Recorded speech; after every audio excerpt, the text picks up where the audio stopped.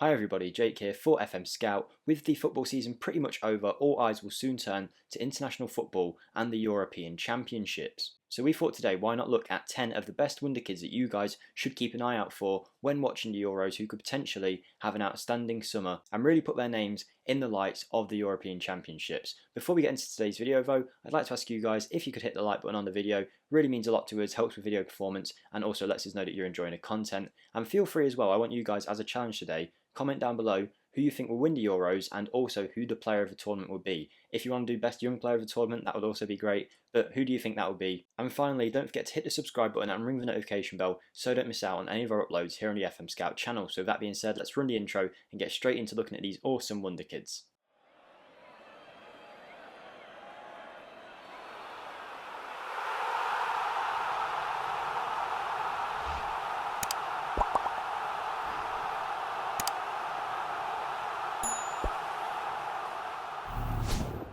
Okay everybody, here we are, the first player. Just a quick ground rule before we go. I've only chose one player from each nation. I figured that's only fair because, for example, the Netherlands have at least 3 Wonderkids in the likes of Timber, Windle and even Gravenberch, who's been picked for the Euro squad. So only one player from each nation, and because I was going to go for one of Windle or Timber, but because I've got a different left back, I've gone for Timber at right back. Now, this player I hadn't really heard of, to be honest. I was very surprised. I was looking through the whole Netherlands squad.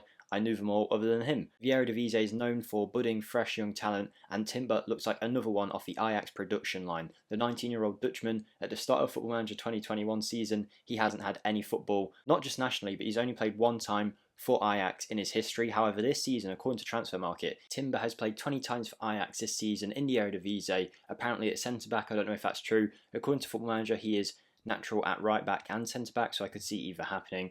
But as a defensive option for the Netherlands, if I'm honest, unless there's an injury, I don't see him getting into the first 11. And if he does, I think all eyes will be on this young man to see how he handles the pressure of the big stage. Is this going to be a player who's going to be at Ajax for years? Maybe like a lot of Ajax youngsters, he'll move on to the top 5 European leagues in the future. Who knows what will happen to him? But Timber is definitely one to keep an eye on, as is the whole Netherlands national team, to be honest. Particularly after some disappointing performances in recent competitions in their recent history. So that is Timber at right back. Now let's move on to the 2 centre-backs I've picked for our team. Before we go and have a look at this centre-back, I'd just like to ask you guys, if you want to, feel free to look in the description. There's a link to my own channel where we have a save going on with Lil. A lot of you guys have came over and really enjoyed it. I'm not just saying that. I get a lot of comments where people say, I've came over from FM Scout and not surprised how much I like it. So that really does mean a lot to me. And if you want to come over and check it out and hit the subscribe button, that would be awesome. But here we go. I'm about to try and pronounce a Croatian name. It's Josko Gvardiol. I think that's right. He's a powerful centre-back on loan from RB Leipzig. He spent the season at Dinamo Zagreb in Croatia, and now he's been picked for the Croatian national team. Croatia, of course,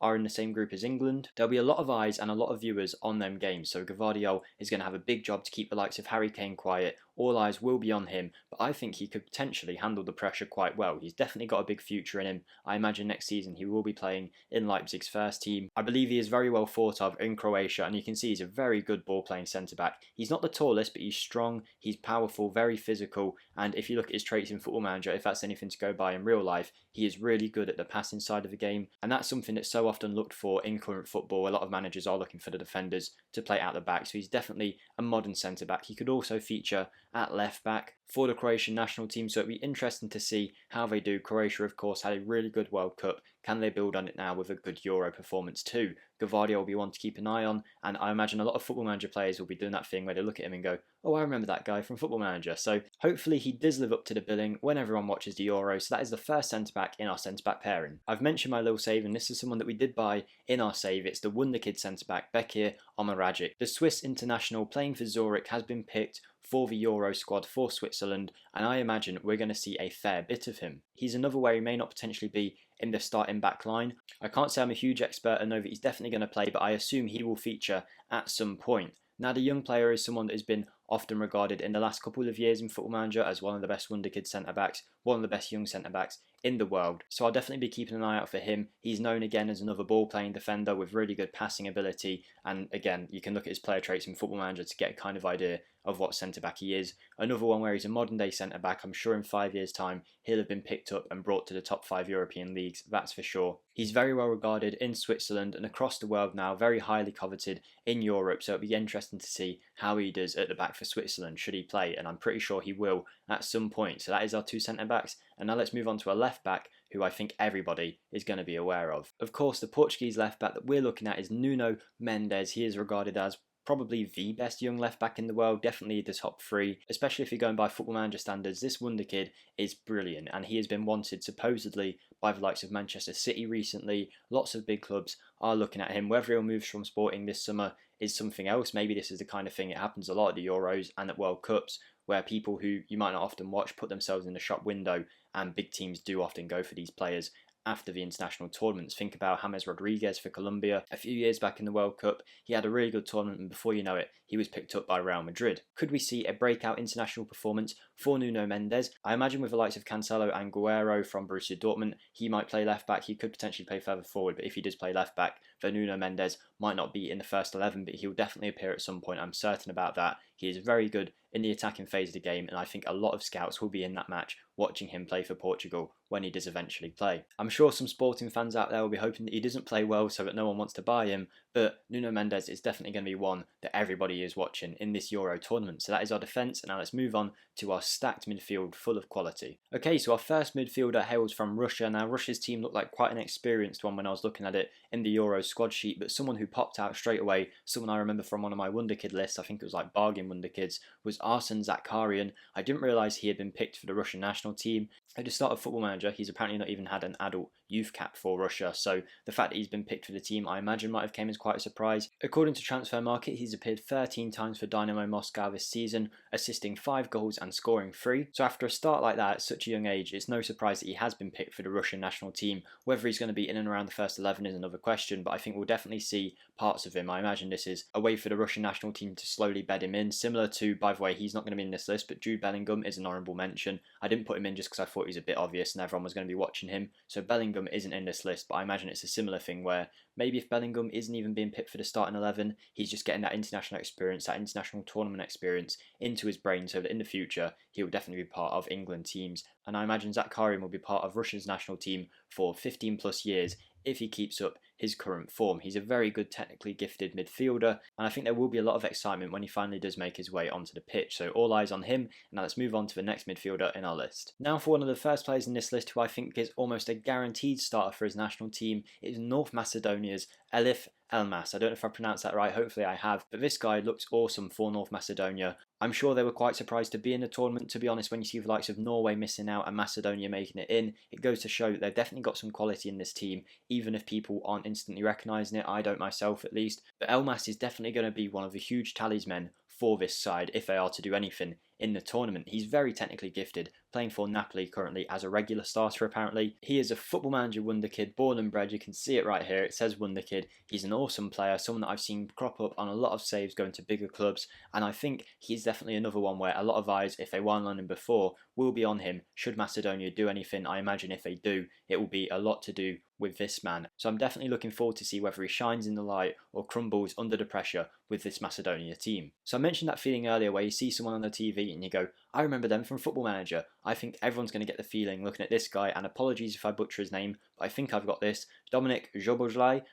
I like this guy so much that I've got a Leipzig shirt on here, and he's actually on the back. I've got his name on the back. He's a Football Manager Wonderkid and has been for a couple years now, one that we've all kept our eyes on, and he's recently made his big move into the top 5 divisions. He went from Salzburg, where he was doing really well, to Leipzig. I believe he's had an injury this season, but he did look good when he was playing for them, and I imagine he is going to be Hungary's main man in the midfield. This guy, in my opinion, has got a huge future. I think if anyone in this list has got a huge future at playing right at the top in football, I think it could be him. I'm really interested to see how he does for Leipzig in the next season, but you can see just here the fact that he's got an important player contract for Leipzig. Whether you like it or not, they have been one of the better performing teams in the Bundesliga in recent years. They've also been appearing in the Champions League, so it's no small feat to be classed as one of the biggest players in a club like that at such a young age. So I think he's got such a huge future, and if there's anyone in this list that I'm going to be personally watching, I want to see how he plays. He's so technically gifted, and he's also got it all in the physical areas as well, so hopefully he does recover from his injury well enough to play consistently. So I am really interested to see how he gets on. There's only 3 players left in this list now, and I think they're all 3 cracking players. Let's go and take a look at the first one of the 3. Jamaal Musa has had such a meteoric rise in recent times that at the start of Football Manager,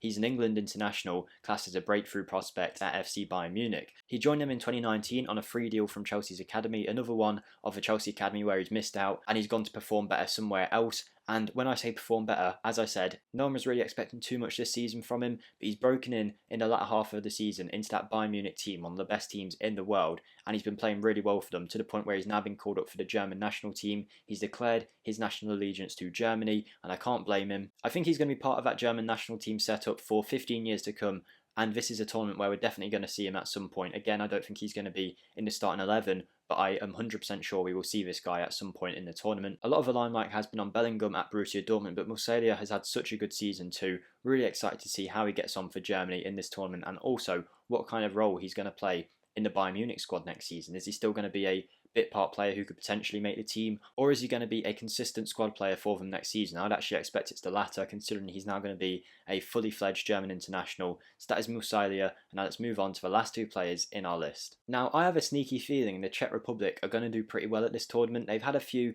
good players recently in the Premier League, in Kufal and Souček, and I think they're just two of a really steady squad that the Czech Republic have got going there. I could be completely wrong, but I think when we get to the round of 16 quarterfinals of this tournament, Czech Republic could definitely still be knocking around. But one player I'm really excited to see in this tournament for the Czech Republic is Adam Holzheck. Now, he is apparently interested from West Ham recently, and this is only going to put him in the limelight even more. I think that's just because West Ham have brought a lot of players from the Czech division in recent times, but Adam Holzheck has done absolutely brilliantly. Let me just read off his statistics for you. In 18 appearances for Sparta Prague this season, he scored 11 goals and assisted 8. That's according to Transfer Market, so I think we've got a really good talent on our hands. I've only ever known him from Football Manager, never seen him play in real life, so I'm really excited to see what he can do on that left side. Particularly, that's where he's good at. He can also play up front, but I think it will be on the left, cutting in on his right foot. He's known for his goal scoring ability, but as you can see, he can also create a lot of chances, and I think he is going to do wonders for this Czech Republic team. Like I say, I think they're going to be a bit of a dark horse